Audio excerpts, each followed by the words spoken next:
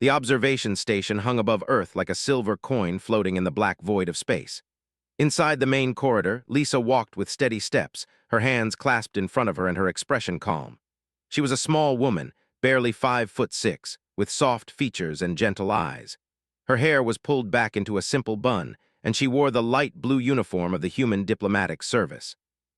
Anyone seeing her would think she was just a secretary or an assistant, not a diplomat chosen to meet one of the most powerful military forces in the galaxy. Behind her walked Commander of the Empire. He was massive, nearly 8 feet tall, with silver skin that reflected the station lights and muscles that seemed to move under his metallic frame like shifting boulders. His 4 arms hung at his sides, each one ending in sharp claws that had torn through alien forces in 100 conflicts across the stars. 2 other officers followed him, both equally impressive and equally armed. They had controlled their corner of space for 3,000 years. They had defeated alien fleets, conquered hostile worlds, and built an empire that stretched across thousands of star systems.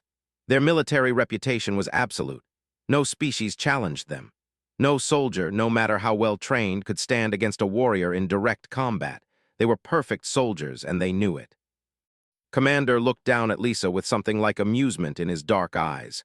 The human ambassador had sent this delicate girl to show them around the military station. It was almost insulting, but did not complain.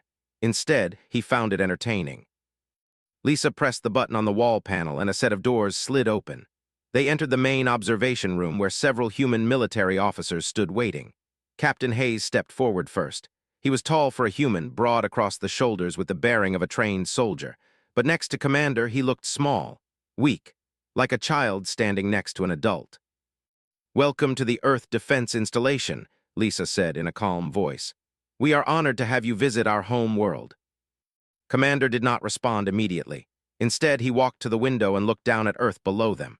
The planet was blue and green, smaller than he expected, fragile-looking. He had read the reports. Earth was a young civilization, only recently entered the galactic community. Their technology was primitive. Their military forces were scattered and disorganized. They posed no threat to anyone. "How many soldiers do you have on this world?" asked without turning around.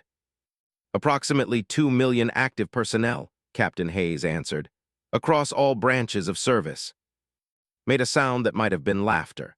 "The Empire maintains a standing force of 50 million soldiers. We could take your entire world in less than a day." Lisa did not react to this statement. She had known the meeting would be difficult. They were not known for being diplomatic or kind. They valued strength above all else, and they showed respect only to those they believed were strong. "We are not here to compete with the," Lisa said quietly. "We hope to learn from your experience and perhaps find ways our species can work together." Commander turned to face her. His shadow fell across the room like a dark cloud. "Your hope is touching, human, but you must understand something. In the galaxy, strength is what matters. Technology, resources, territory, influence, all of these flow to those with the strength to take them. We have studied your species. You are young, you lack experience. Your technology is far behind ours. You have nothing we need and nothing we fear." Lisa met his gaze without flinching. "Perhaps there is more to strength than what appears in reports," she said simply. Tilted his head slightly. There was something unusual about this human. Most beings became nervous in his presence. They spoke too quickly. Their voices shook. This girl stood as still as stone, and her voice did not waver. It was not respect exactly, but it was interesting. "Show us your military capabilities," commanded. "Show us what you believe makes you strong." Lisa nodded. "Of course, I will take you to the training grounds. You will see our soldiers, our equipment, and our tactics." For the next several hours, Lisa led the delegation through the installation. They saw human tanks and aircraft. The machines looked crude compared to military hardware. They watched human soldiers practice combat formations. The movements were coordinated but slow and weak compared to what they could do.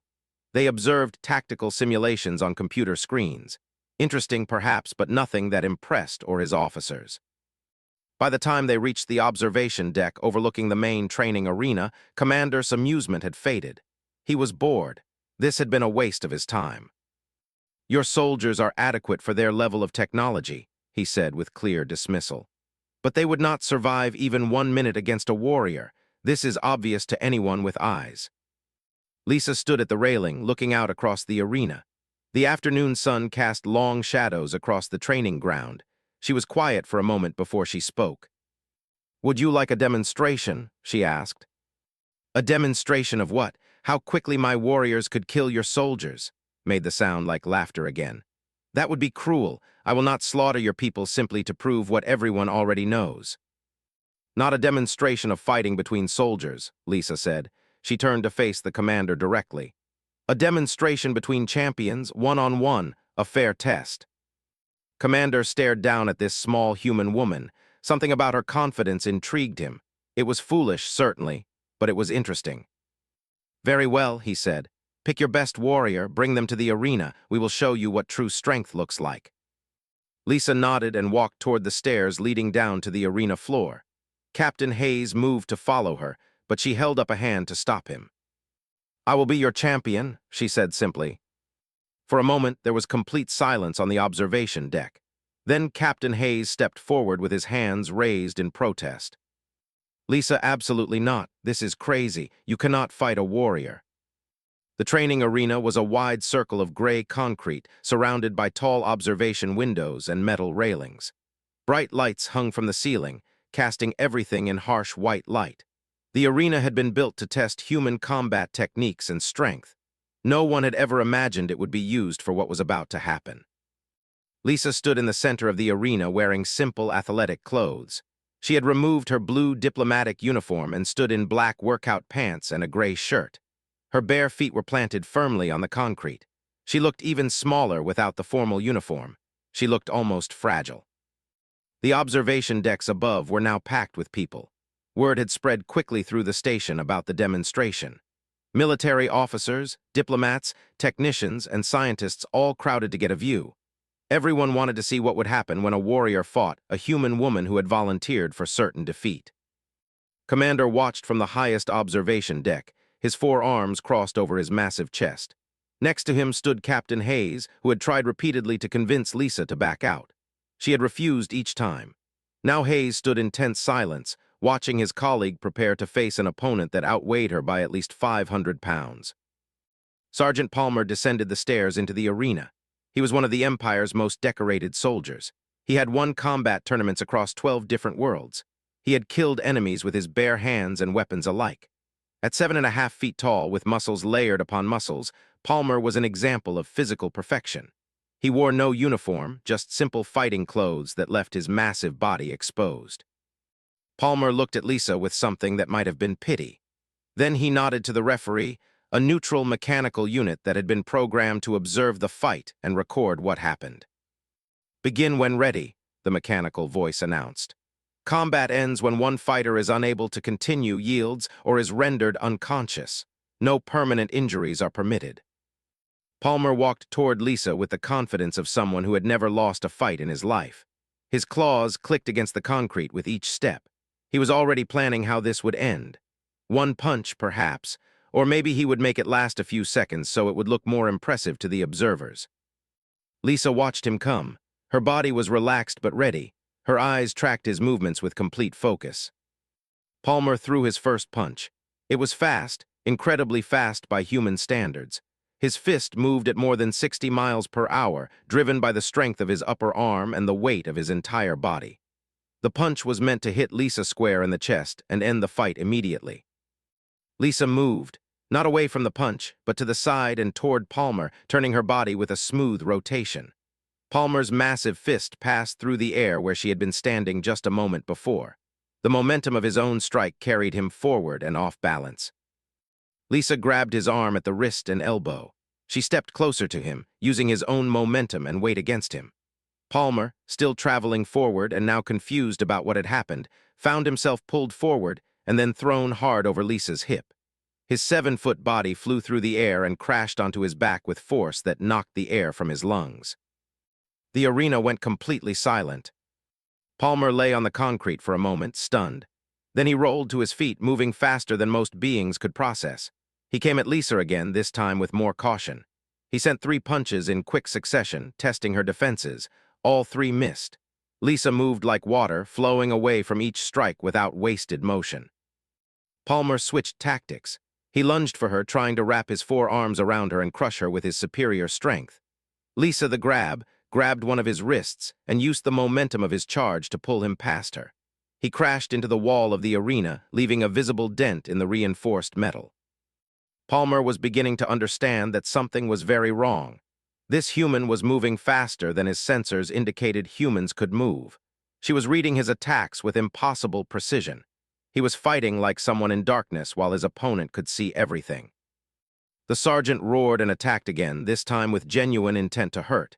He threw combinations of punches and kicks, tried grappling techniques that had worked against creatures twice his size. Nothing worked. Each attack was either redirected or caught and controlled by the small human woman. 5 minutes into the fight, Palmer was breathing hard. His silver skin was streaked with sweat.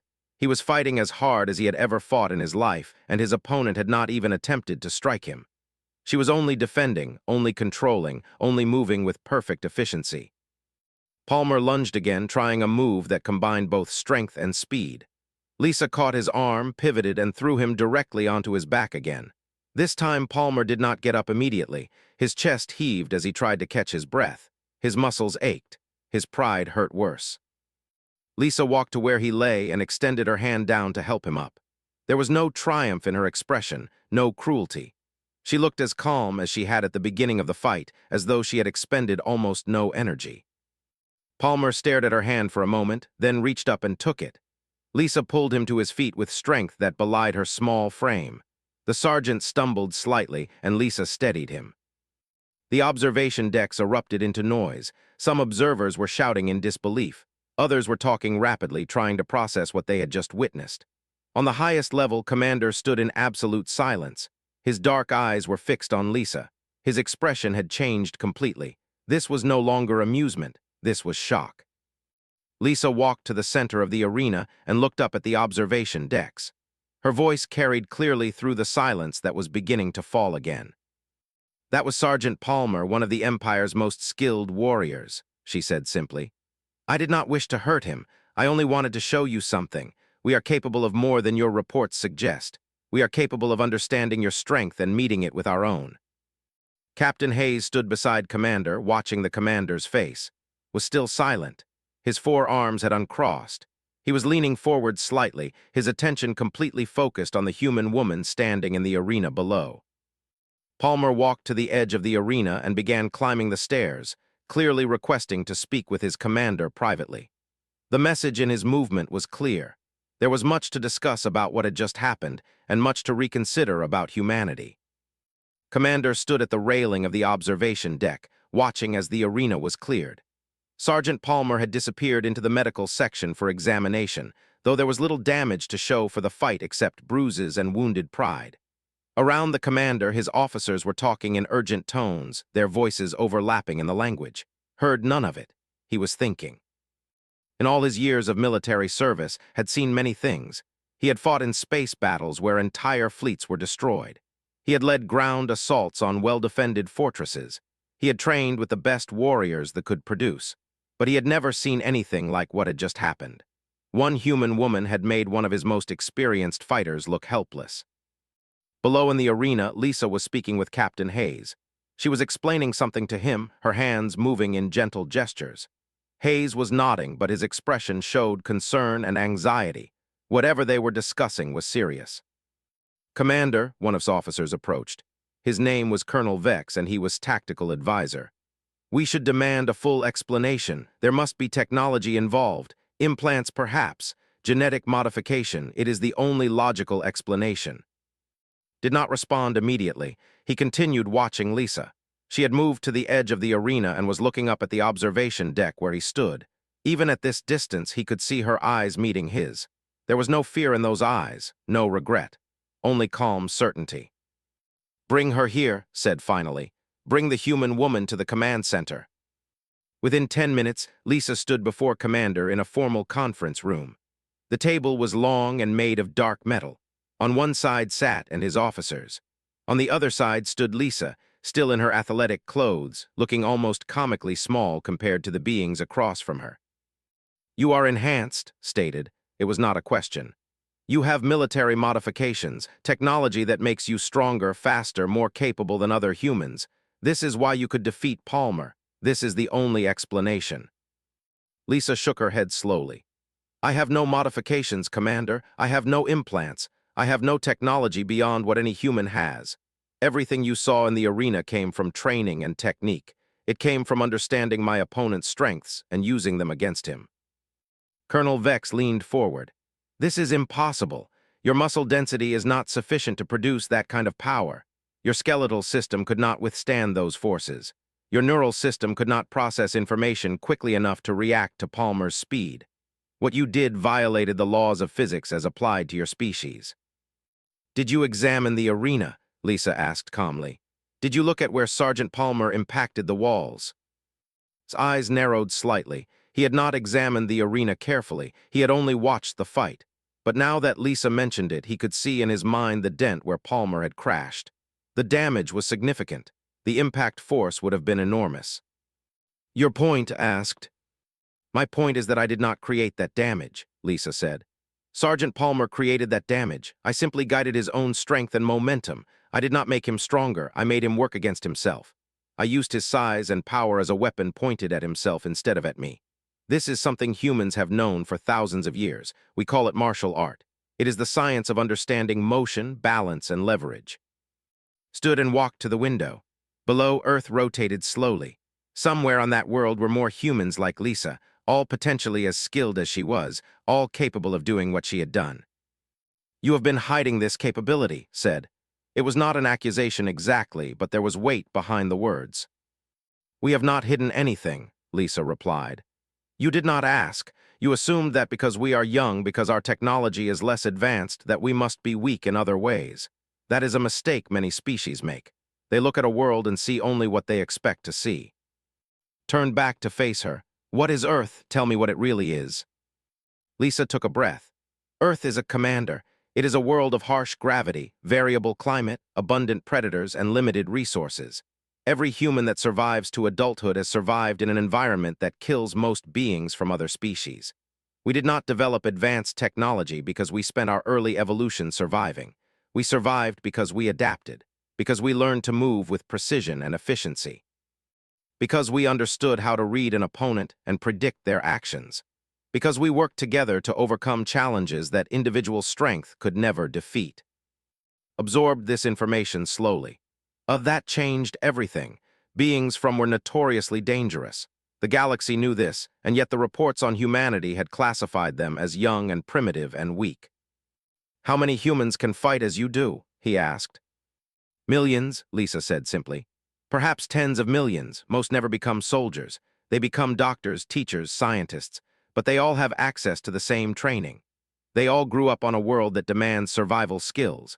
If we had needed to commit all of our population to military service, we would have had far more skilled warriors than you have sent here to observe us. Colonel Vex made a sound of protest. This cannot be correct. Our data shows that humans have limited physical capability compared to. Your data is incomplete, Lisa said, and it is based on assumptions. You measured our muscle strength and concluded we were weak. You did not measure our precision, our adaptability, our understanding of leverage and momentum. You did not test what we could do, only what we appeared to be capable of doing. Walked to the table and sat down. He gestured to one of his officers, and the officer nodded and left the room. When he returned, another warrior came with him. This one was larger than Palmer, broader across the shoulders, with scars that told of 100 battles. His name was Commander, and he was the second most skilled warrior in the entire military. Fight him, said to Lisa. Use your techniques again. Show us exactly how you do what you do. Lisa did not protest. She simply nodded. Within minutes, they were back in the arena. The observation decks were even more crowded than before. Word had spread further. Every being on the station wanted to see what would happen next. Commander descended into the arena with the confidence of someone who had never met his match. Lisa faced him with the same calm she had shown with Palmer, and the fight began again. This time it was different, was faster than Palmer and more experienced. His attacks came in combinations that were carefully designed to cut off Lisa's movement options. He fought with the precision of someone who had spent centuries perfecting his combat skills. And still, Lisa moved through his attacks like they were happening in slow motion. She redirected his punches, his grappling attempts, and controlled each exchange with absolute precision. When tried something different, Lisa adapted immediately. When he attempted combinations that had defeated other warriors, Lisa found ways to stop them that Palmer had not taught her because Palmer had not discovered them. The fight lasted longer than the first one, nearly 10 minutes. By the end, Commander was on his knees, breathing heavily, unable to continue. And Lisa stood above him, offering her hand to help him up, just as she had with Palmer. The observation decks erupted into noise again, but this time it was different. The noise was not shock or the command center of the battleship was a massive chamber filled with screens and control panels. Holographic displays showed tactical information, weapons status, and communications arrays. Commander stood in the center of this technological symphony, watching as reports came in from his officers. Each report was the same: another volunteer, another warrior requesting to fight Lisa. Each one returning with bruises and a new understanding of reality. In total, 5 combat engagements had taken place. Lisa had faced 5 different warriors, each one more skilled or more powerful than the last, and each one had failed to land a significant blow. Each one had been controlled, managed, and directed by a small human woman who weighed perhaps a tenth of what they did. Colonel Vex stood beside, his expression grim. "Commander, our soldiers are losing confidence. Each failure compounds the damage to morale. We must stop this immediately. This is no longer a demonstration. It is becoming a humiliation." Did not respond. His 4 eyes were fixed on the holographic display showing Lisa's vital signs. Her heart rate had barely elevated during the last fight. Her oxygen consumption had increased only slightly. While her opponents were exhausted, she was barely winded. "How is this possible?" asked, his voice low. "Our soldiers are trained since birth. They have centuries of genetic improvement behind them. They have technology and equipment. How can one human with nothing overcome them?" Captain Hayes stood across the command center with Ambassador, a human diplomat who had arrived from Earth. Ambassador was middle-aged, with gray in his hair and the bearing of someone who had negotiated with many species. He seemed entirely unsurprised by the outcomes of the fights. "May I speak, Commander?" asked, stepping forward.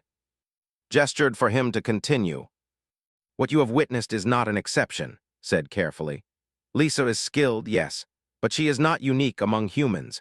She is one of thousands who have received the same training. She is one of millions who grew up on Earth and learned survival through actual danger, not through simulations and controlled training environments." Colonel Vex shook his head. "Your claim is that Earth has millions of warriors capable of defeating our elite fighters. This is not credible. If this were true, humanity would be a dominant power. You would control vast territories. You would be known across the galaxy as a military threat." "And now we are," Lisa said simply. She had entered the command center quietly. "Now you know. Before you did not know because you did not ask, you did not look, you assumed. You are not the first civilization to make this mistake, but you will remember it." Turned to face her. He studied her for a long moment, and then he did something unexpected. He knelt. It was not a full kneel, but a slight bending of his knees and an inclination of his massive head. It was a gesture of respect among the reserved for those who had proven their superior capability in combat. The other officers in the command center made noises of surprise, but none of them protested. They had all watched the fights. They all understood. "You have changed everything," said. "The Empire has existed for 3,000 years. In all that time, no species has challenged us and won. We are the apex of military power, and now we are forced to reconsider that belief." "I did not come to challenge you," Lisa said. "I came as a diplomat. Everything that happened in the arena happened because you demanded proof of human capability.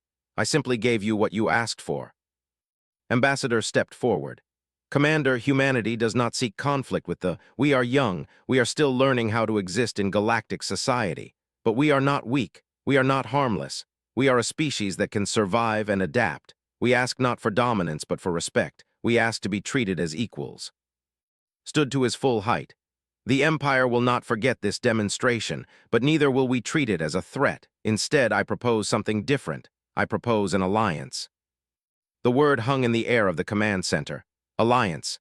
They did not form alliances with weaker species. They conquered them or ignored them. They did not treat them as equals. "What kind of alliance?" Ambassador asked carefully. "A military alliance," said. "Humanity controls the of Earth. You have proven that beings from such a world have capabilities that surpass our own in direct combat and adaptability. This is a resource that the cannot duplicate. At the same time, humanity lacks the technology and experience that we possess. Together, we would be formidable. We could expand our power and protect our territories more effectively than either of us could alone. Colonel Vex stepped forward. Commander, this is highly irregular. We should return to the home world and present this to the Council. You are right, agreed. We will return to the home world, and I will personally present to the Council the evidence of what I have witnessed. I will recommend that we begin formal negotiations with humanity. I will recommend that we treat humanity as equals in all matters of trade and military cooperation. And I suspect that once the Council sees the recordings of Lisa's combat demonstrations, they will agree. Lisa felt the weight of what was happening. This moment would change the course of human history. The Empire was accepting humanity as an equal power, not through violence or war, but through the simple demonstration of capability.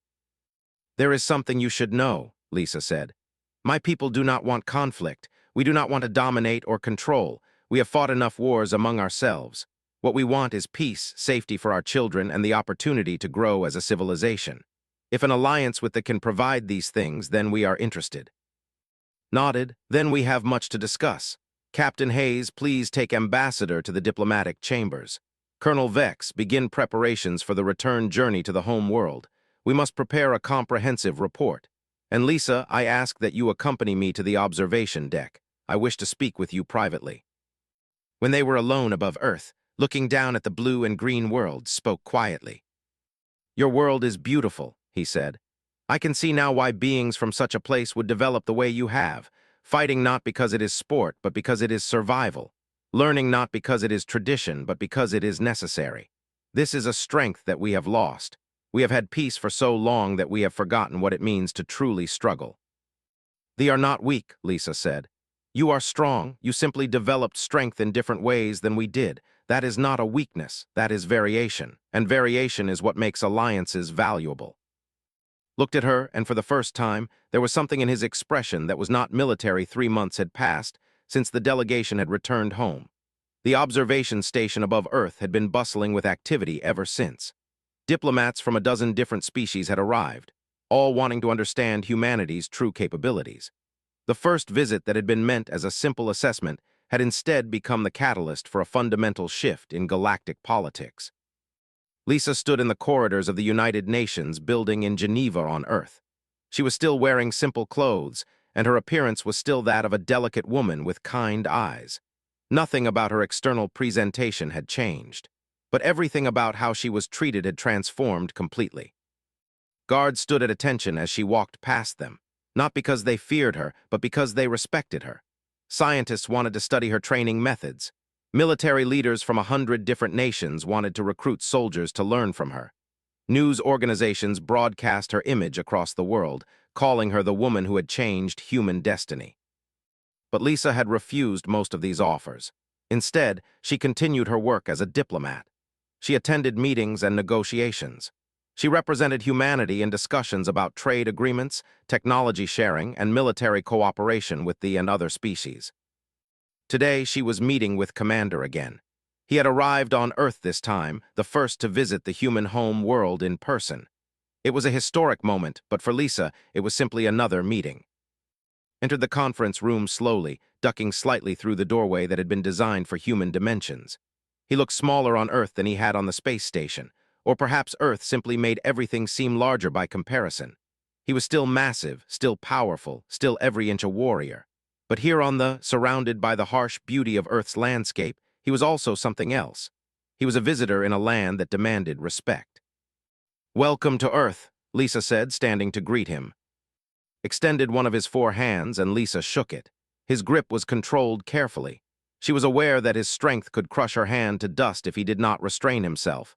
But she felt no fear.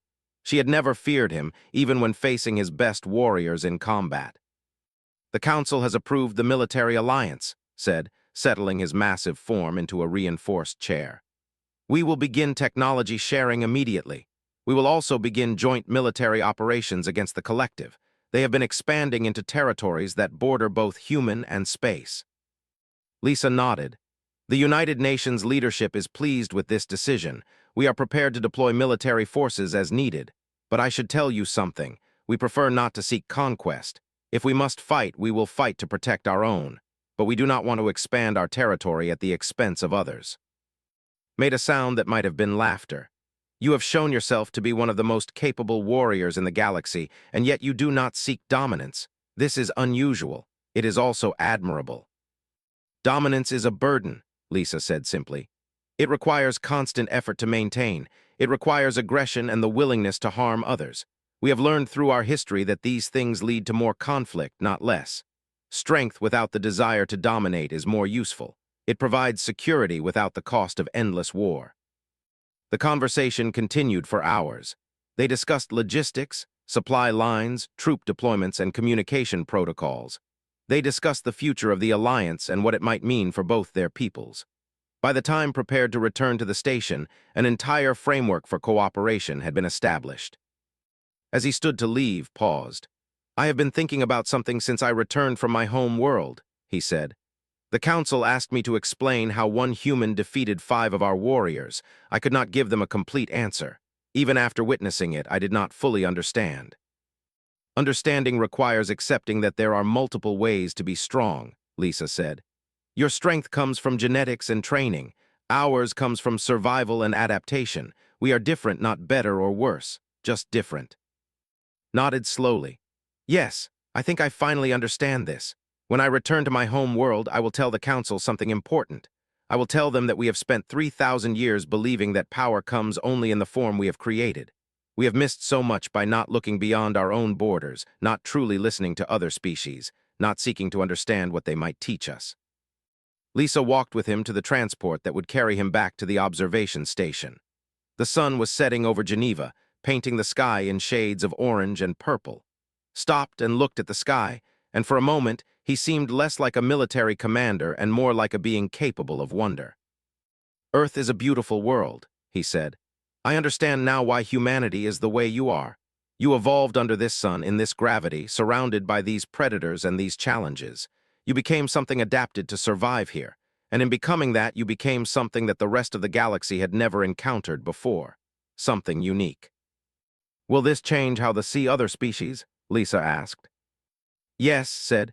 "I believe it will. You have taught us a valuable lesson, Lisa. You have shown us that there are many forms of strength, that technology and size are not the only measures of power. That respect must be earned not through assumptions, but through actual understanding of what another being truly is." As the transport rose into the sky, Lisa watched it ascend. She thought about everything that had happened since that first diplomatic delegation had arrived. She thought about the cascade of change that had begun when one small human woman had simply offered to show what humans were truly capable of. Back on the observation station, Commander stood at the window, looking down at Earth one more time. He thought about Lisa, about how she looked delicate but was capable of incredible things. He thought about how entire civilizations could be wrong about another species simply by making assumptions. And he thought about how the future of the galaxy might be different now, because one person had been brave enough to challenge those assumptions directly. The alliance between humanity and the would not be easy. There would be conflicts and misunderstandings, but it would be built on a foundation of mutual respect, which was something they had never offered to any other species before. In the corridors of human government buildings, Lisa went about her work as a diplomat. She attended meetings and helped negotiate agreements. She trained new human soldiers in the fighting techniques that had made her famous. And she continued to do all of this with the same gentle demeanor, the same calm voice, and the same kind eyes that had made her seem delicate before anyone truly understood what that meant.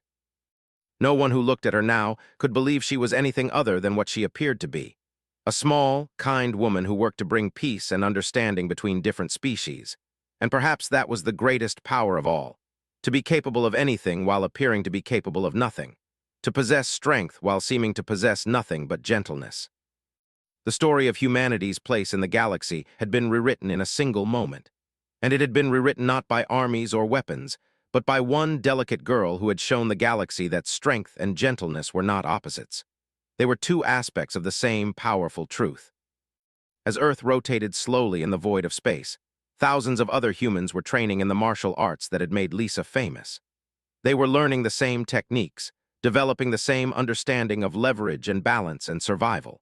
And somewhere in the depths of the home world, The Council was beginning to reconsider everything they thought they knew about the species they shared the galaxy with. The balance of power had shifted, but more importantly, the understanding of power itself had changed. And that change would ripple through the galaxy for generations to come, touching every species, reshaping alliances, and reminding everyone that you can never truly know an opponent until you truly understand what they are capable of becoming. Calculation or strategic thinking. There was something that might have been genuine curiosity about another being. "I wonder what humanity will become," he said, "now that the rest of the galaxy knows what you really are." Lisa smiled slightly. "So do I, Commander, so do I." Belief, it was something more. It was the sound of an understanding shifting, of beliefs being reformed, of the entire galaxy's understanding of humanity changing in a single moment. Commander did not look away from Lisa. She stood in the arena, small and delicate and powerful, waiting to see what would come next. The balance of power between humans had shifted in that single moment, and everyone who had witnessed it knew it. "Why not?" Lisa asked. Her voice was still calm, still steady. "Is it not a fair test? One human, one no weapons, just combat. Is this not what the commander wanted to see?" Commander leaned forward, his dark eyes fixed on Lisa with something that might have been respect. This girl was either insane or brave, or both. Either way, she was more interesting than any human he had met so far. "Choose your warrior," he said to one of his officers. "Select one of our best fighters. Let us see what this delicate human girl can do."